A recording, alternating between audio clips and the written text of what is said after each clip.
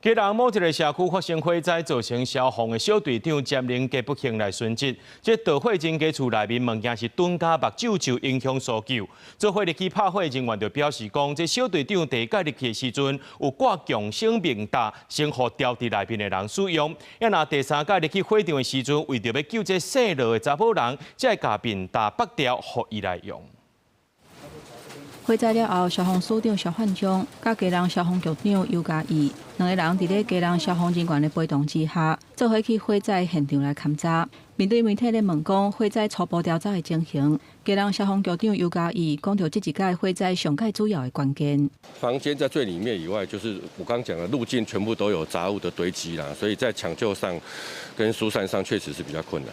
占连家这一届不幸殉职，伊是警专23期出业的。 消防的经验有16年，参与过国道3号崩山、复兴空难、普悠玛败马、甲花莲地洞等等的搜救行动。因小弟嘛是桃园的消防员，占连家做消防小队长，救灾经验丰富。不过，煞伫即个社区火灾救灾行动不幸殉职。专家指出，火灾的现场有钉真侪哩哩扣扣的物件，阻碍搜救的动线，通道真下，地处消防员要出入救灾是真困难，是上界主要的因素。 行进过程之间碰撞什么杂物只要倒下来，都会改变我们的撤退路径。对于杂物来讲，对我们消防人员抢救是一个非常大的困难点。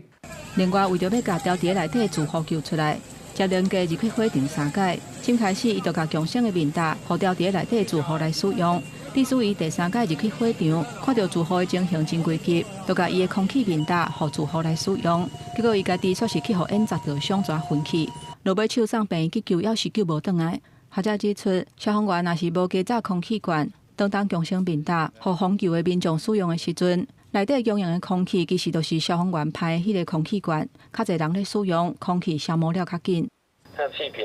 的使用量，除了1个人用跟2个人用之外，还有包含到消防员当时的身心理状况，来影响他吸气量，再影响到他的可使用时间。希望摘调会可以赶快去要资料和现场去现勘，找出是不是有哪个缺陷导致说一连串的问题发生。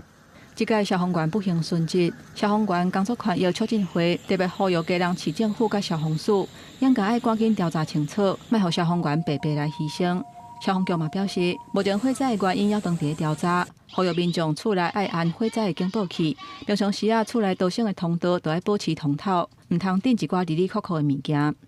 记者综合报道。